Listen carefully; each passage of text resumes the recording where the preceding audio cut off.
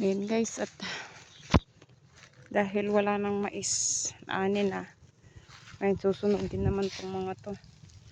Itong mga to kasi ano sila, dry na. Kailangan masunog po ito kasi pagtatamnan naman ng susunod ng second crop.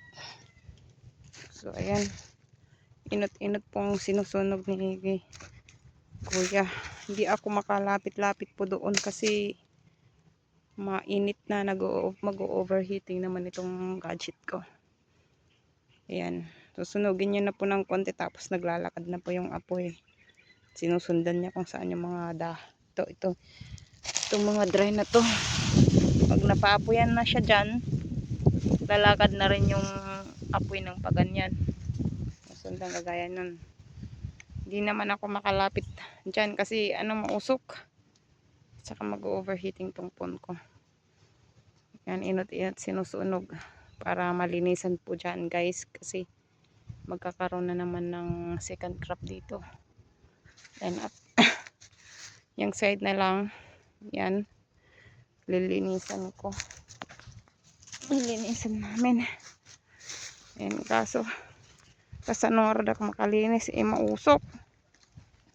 Yan guys, yan nga yung sinasabi ko, dry na po siya, diba? Dry na siya. Maganda tong pang dekorasyon, no? Naalala ko lang kung taon sanang ngayon, December, pang sa Christmas tree, no? Ito, oo nga, no? Itong pinagganuhan ng mais, ito po yung balat niya ng mais guys. Pwede itong design pag gumawa po ng Christmas tree. Yan. Sa mga magagaling po mag-create, pwede to. Ito yung mga natanggalan na po ng bunga. Yan, yellow corn to guys. Ito naman po yung balat niya.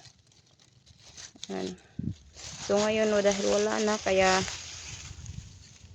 susunugin na po. Yan, sinusunog na doon. Mausok na po. Ay, kausok na ba?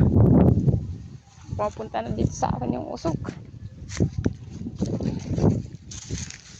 Paano naman kaya makakapagdamo dito, mausok? Usok na guys. Mausok. Papasok na sa mata ko. Yan, at dadamuhin ko pa yung part na yan. Lilinisin. Dahan-dahan at may ugat pa po kaming tatanggalin dyan, 3.